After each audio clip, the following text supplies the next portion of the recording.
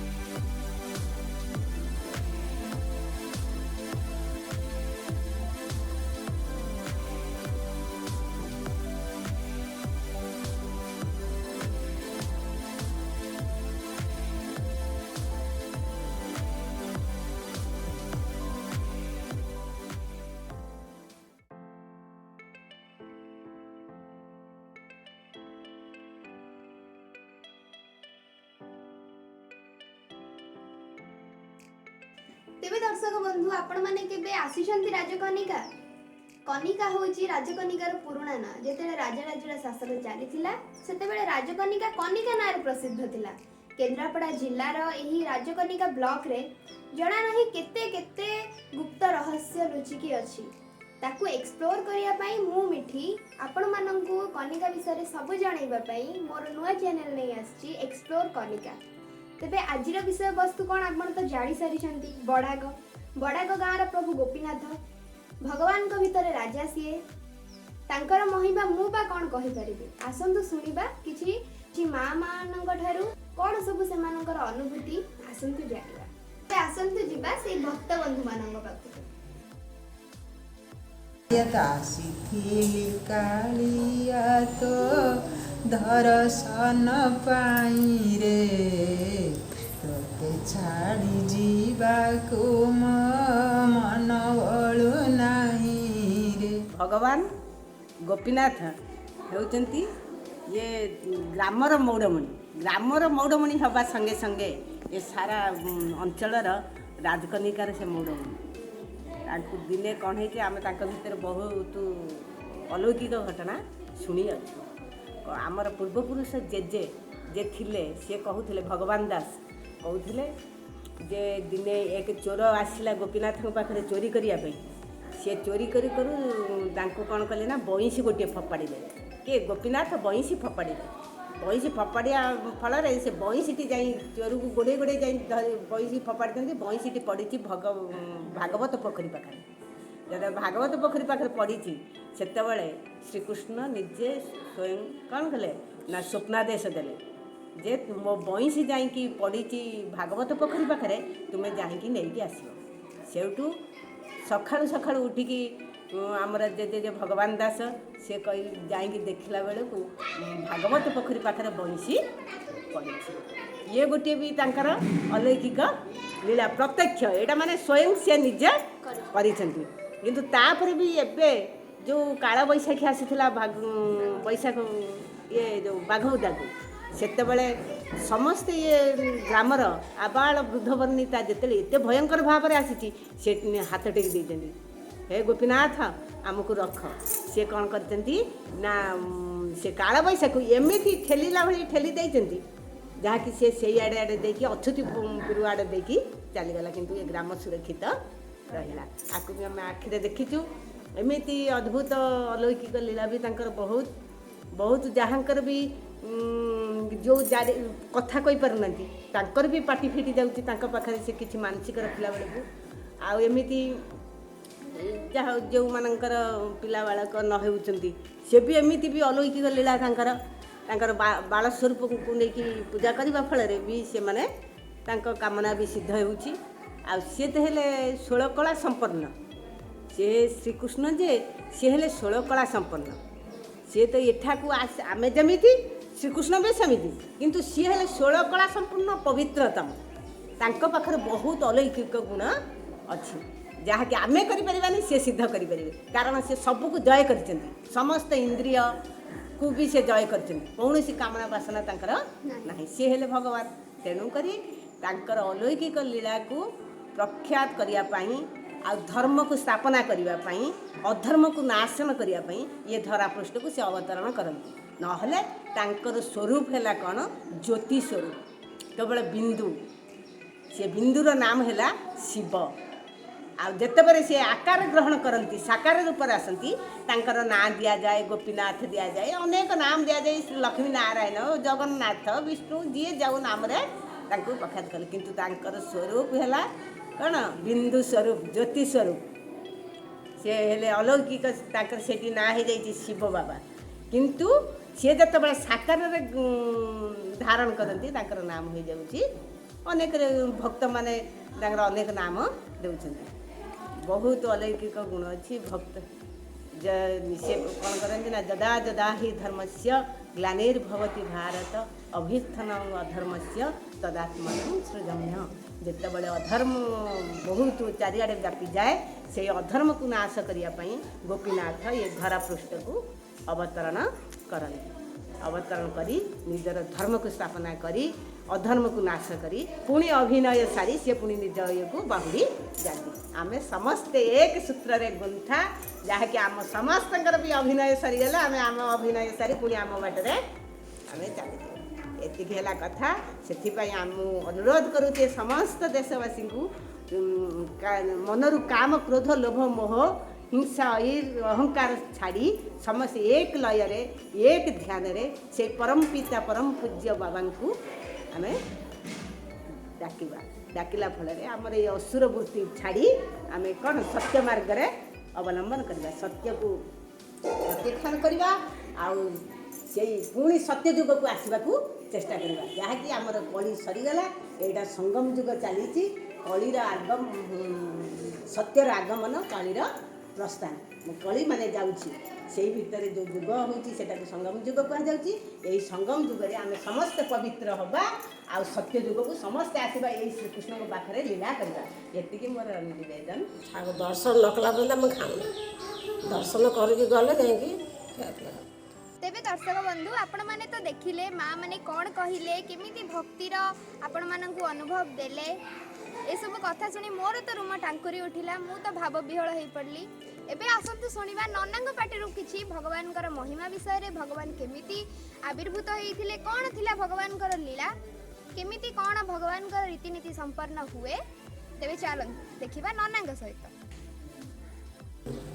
ओम कस्तूरी तिलकम ललाटपटले वक्षस्थले कौस्तुभ्यं नासाग्रे गजमौक्तिकं वेणुकरे कङ्कणं सर्वाङ्गे हरिचन्दनं सुललितं कण्ठेश्च मुक्तावली गोपस्त्री परिवेष्टितं विजयते श्रीगोपालचूडामणि फुलेन्दीवरकान्तिमिन्दुवदनं वराहवतस प्रियं श्रीवत्साङ्गमुदारं कौस्तुभधरं पीताम्बरं सुन्दरं गोगोपिनाङ्गनरपलार्चिततनु गोगोपसंहारवृतं गोविन्दं कळवलनादनं परं दिव्यां भूषां भजे शान्ताकारं भुजगशयनं पद्मनाभं सुरेशं विश्वाधारं गगनसदृशं मेघवर्णं शुभाङ्गं लक्ष्मीकान्तं कमलनयनं योगिविधानगम्यं वन्दे विष्णुभयहरं सर्वलोकैकनाथं सर्वलोकैकनाथ ओं क्लीं कृष्णाय गोविन्दाय गोपीजनवल्लभाय बाबा गोपीनाथाय नमो नमः। गाँ नाम हूँ बड़ाग, आपण भी गाँव बासी तो कहीं बड़ाग कौन पाए प्रति गाँव ना पछरे किसी ना किसी पास्ट थाए, किसी ना किसी अतीत थाए। ये सबु बेले गोपीनाथ आशीर्वाद आमर जो परंपरा थिले ये गाँव मुख्य सबु बड़ जिनस बड़ आशा बड़ आकांक्षा बड़ ठाकुर एणु परंपरा रीति अनुसार आगभर थिबारु आमर सहकर्मी जा पितृपिता प्रपिता बुध प्रपिता एମାନେ ସମସ୍ତେ आगभर आध्यात्म चेतना ईश्वर भावना से राजा महाराजा माने बा आम ग्रामवासी वृंद ताना बड़ युक्त बड़ आगभर थिबा एणु ता ना बड़ एणु प्रथम कथा आमर जड़े बाबाजी से भिक्षा करते एवं से झोलार कौन करते ठाकुर को रखी भिक्षा आचरण करती जहाँ भिक्षा मिले से भिक्षार निजे रोषे कर महाप्रभु को नैवेद्य धराती एणु आमर ये पुरल आ विपुड़ी पाखरे मु श्री वैकुनाथ दास मोर पिता सारथी दास बुध प्रपिता भगवान दास एवं लक्ष्मीधर दास राहसमणि दास वर्तमान 5 पुरुष है एणु ये पुरल पिंपुड़े से कहले जे ठाकुर को ये रखु हरिबंधु दपादर धरणधर नायक केशवानंद नायक आमर वर्तमान दुर्लभ अच्छा बापा हूँ केशवानंद नायक एणु आज 5 पुरुषर प्रथम आसी गाँ मध्य ठाकुर होते आमर ग्रामवासी समस्ते संचा दियंती से संचारू से बाबाजी प्रसाद धरकी प्रसाद धरी से रहती क्रमशः आमर विश्वम्बर बाबू विश्वम्बर विश्वाल एवं ग्रामवासी वृंद समस्ते ये मंदिर पुराणा मंदिर करते से पुराणा मंदिर रे आज 60 वर्ष हम आम देखा समय ये पूजा होता एणु तापर धरणधर नायक उगेर ग्रामवासी समस्त साहाय्य अनुसार ये नूतन मंदिर प्रतिष्ठा होती ये मंदिर वर्तमान ठाकुर उपस्थित हो आमर पंचोपचार प्रतिदिन पूजा चलती सका बालभोग मध्याह्न अन्नप्रसाद सेवन संध्या समय बालभोग एवं रात्रि 9टार आमर बाटुला भोग जोटा पखाड़ कह जाए ये परंपरा दही पखाड़ आमर परंपरा रीति अनुसार चलती गोपीनाथंकर अलौकिक महिमा जहाँकि भगवान दास पुण्यान दास थे कलिकतार जड़े लोक आसला बहु जगह बुलिक आस ठाकुर को सही आमर संतान नहीं तेणु भगवान दास ये गोपीनाथ पाद तलू तुलसी देते कहते आसंता वर्ष आप पुत्रटी पाइबे एवं आज कहवा पर आखिर लुहा आस ये प्रभुंकर अपार महिमा जहाँकि भक्ति श्रद्धा भावना ये परिकल्पना द्वारा कहीहब नहीं अलौकिक शक्ति प्रभुंकर जो शक्ति कहीं भी जापारना आम सेवायत मार्फतार सच्चिदानंद सरस्वती पूरी मार्फतार ठाकुर एणु ये राजकीय मंदिर नुह सच्चिदानंद सरस्वती पूरी मठाधीश ये अमृतमणिर ये ठाकुर उगेर आमर बड़ाक ग्रामवासी वर्तमान दोलगंग नायक धरणधर नायक नारायण चंद्र दास रवींद्र साहू देवेंद्र नायक अशोक कुमार नायक प्रशांत कुमार नायक सुकांत कुमार पात्र ब्रजकिशोर नायक आमर सिलू एणु वर्तमान नूतन कमिटी मंदिर परिचालना कर मंदिर सुचारू रूप परिचालित होती नीतिनिष्ठा सहित आम कम चलती जो भक्त मैंने आसुँच जी जहाँ कामना कर गोपीनाथ ही पूरण कर ये अधम ये अथुल सागर समुद्र भितर गोपीनाथ अलौकिक महिमा मुझे 54 वर्ष है 18 वर्ष मो प्रभु सेवा कर मो हृदय मध्य प्रभुंर महिमा मुझे कहीपर ना कारण जहाँ भी चाहिए प्रभु देते जो जजमान मु पूजा कर उपकृत होती एणु प्रसिद्ध ये ठाकुर हूँ नड़िया 108 नड़िया नड़िया खिया ठाकुर जहाँ जहाँ मानसिक है 108 नड़िया ये समर्पण कर एणु पार्श्वर आमर महालक्ष्मी आमर इष्टदेवी बुढ़ी कनकई ग्राम ठाकुराणी एणु ये अहितुक श्रद्धा प्रभुंर परिचालित हो ଆଚ୍ଛା ନନା ଆମେ ଦେଖିଛୁ ପଞ୍ଚ ମେଲଣ ହୁଏ କନିକାରେ ଗୋପୀନାଥ ତାଙ୍କର ରାଜା ମେଲଣର ରାଜା ମେଲଣକୁ ଗୋପୀନାଥ ନ ଯିବା ଯାଏ ମେଲଣ ସମ୍ପୂର୍ଣ୍ଣ ହୁଏନି କୁହାଯାଏ କାହିଁକି କ'ଣ ତାର ମେଲଣର ମହାତ୍ମ୍ୟ? ଏଣୁ ଏଇ ମେଲଣର ଯେଉଁ ମାହାତ୍ମ୍ୟ ଭଗବାନ ଶ୍ରୀକୃଷ୍ଣ ମା ରାଧାରାଣୀ এই ଦୋଳ ଉତ୍ସବର ପଞ୍ଚଦୋଳରେ ଆମର ରାଜା ବର୍ତ୍ତମାନ ଶିବେନ୍ଦ୍ର ପ୍ରସାଦ ତାଙ୍କର ପିତା ରବୀନ୍ଦ୍ର ନାରାୟଣ ଭଞ୍ଜଦେବ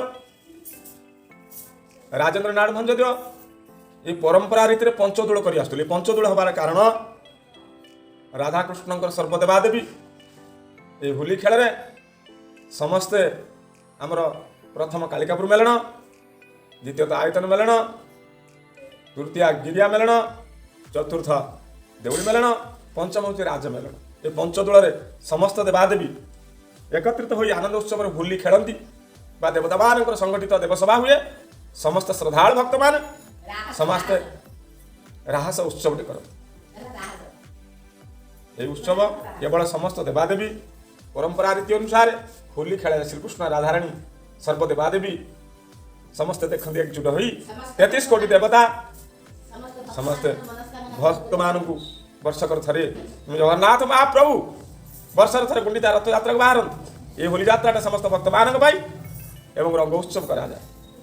ଆଜ୍ଞା ଆଉ ନନା ସେ ଯେଉଁ ବାବା ଜଣକ ଭଗବାନଙ୍କ ମୁଣ୍ଡିରେ ପୁରୀ ବୁଲୁଥିଲେ ସେ କ'ଣ କେଉଁଠୁ ଆସିଥିଲେ ତାଙ୍କର କିଛି ଠିକଣା ଅଛି? ତାଙ୍କର ଅଲୌକିକ ଶକ୍ତି ଯେଉଁ ବାବାଜୀ ବ୍ୟାଗରେ ପୁରୀ ବୁଲୁଥିଲେ ତାଙ୍କର ଅସୀମ ଆମର ଜେଜେମା କହନ୍ତି କପଡ଼ା ଅଛି ଦେଖି ଜେଜେମା ଜେଜେବାପା କହନ୍ତି ଠିଆ ହେଇକି ଜେଜେମା ଜେଜେବାପା କହନ୍ତି ଯେଉଁ ବାବାଜୀ ଥିଲେ ସେ ଜଣେ ଆଧ୍ୟାତ୍ମିକ ଚେତନା, ଜଣେ ପରମ ବ୍ରହ୍ମଚାରୀ, ପରମ ବୈଷ୍ଣବୀ ଥିଲେ। ସେ ଗୋପୀନାଥଙ୍କୁ ଅନ୍ତରାତ୍ମାରେ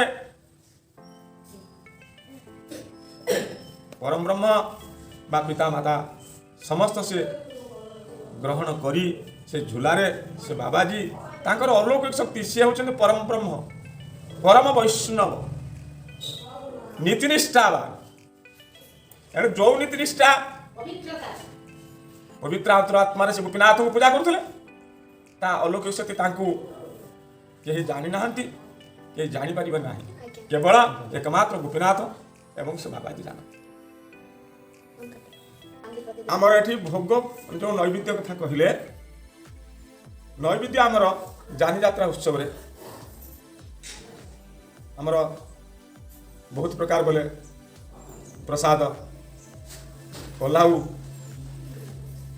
ତାପରେ କ୍ଷୀରି, ବେସର, ମହୁର, ଖଟା, ଡାଲମା, ଭଜା, ଏଣୁ ଅନେକ ପ୍ରକାର ଆମର ସାତପୁରୀ ଅମାସାରେ ସାତପୁରୀ, କାକରା ଭୋଗ, ପିଠା ଭୋଗ, ମଣ୍ଡା ଭୋଗ, ଗଇଠା ମାସରେ ଗଇଠା ଭୋଗ, ବିଭିନ୍ନ ପ୍ରକାର ଯାତ୍ରା ଉତ୍ସବରେ ଆମର ଏଇଟା ପାଳନ କରାଯାଏ।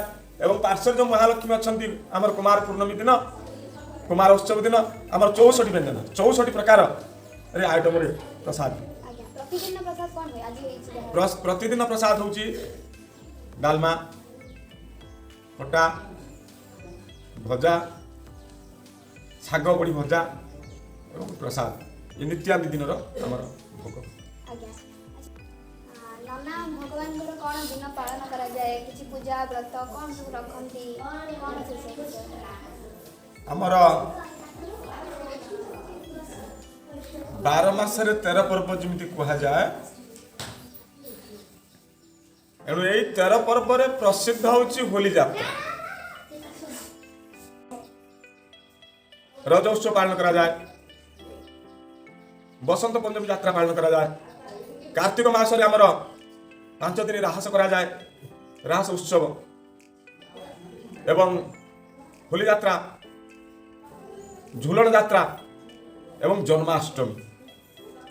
ବିଶେଷ କରି ପ୍ରସିଦ୍ଧ ଦୋଳଯାତ୍ରା, ଜନ୍ମାଷ୍ଟମୀ ଏବଂ ରାହସ ଯାତ୍ରା ହେଉଛି ଆମର ପ୍ରସିଦ୍ଧ। ଆଉ ଅନ୍ୟାନ୍ୟ 12 ମାସରେ 13 ପର୍ବ ଅଛି, କିନ୍ତୁ ଏଇ ହେଉଛି ଆମର ମୁଖ୍ୟ ପର୍ବ।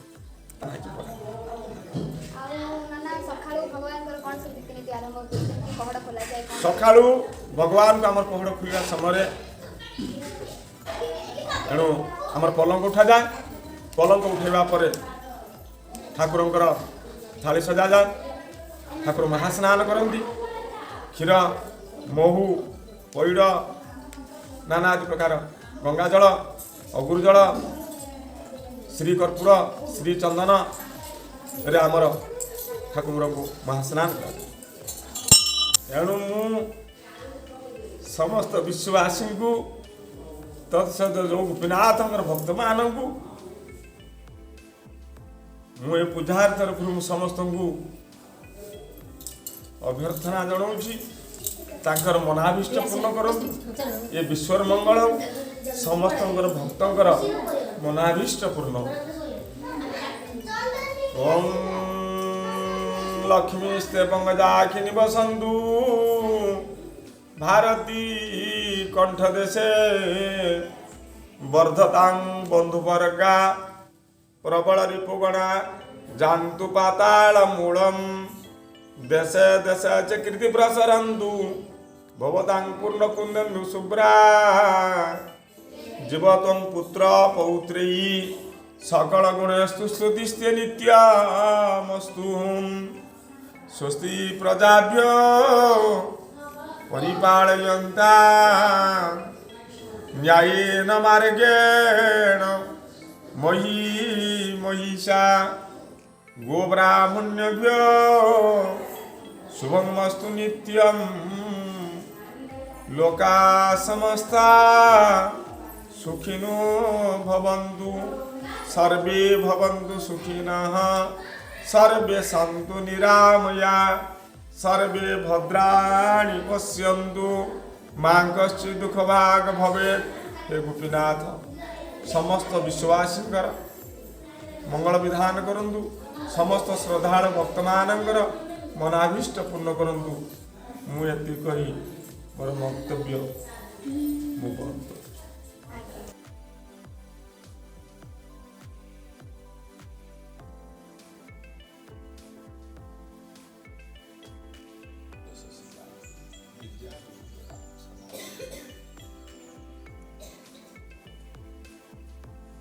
तेबे दर्शक बंधु चलतु मु आपण मानकु देखैबी पार्श्वरे थिबा माँ लक्ष्मी का मंदिर जोंठी कि कुमार पूर्णिमा रे बहुत जाकजमक हुए बहुत किछि उत्सव मना जाए।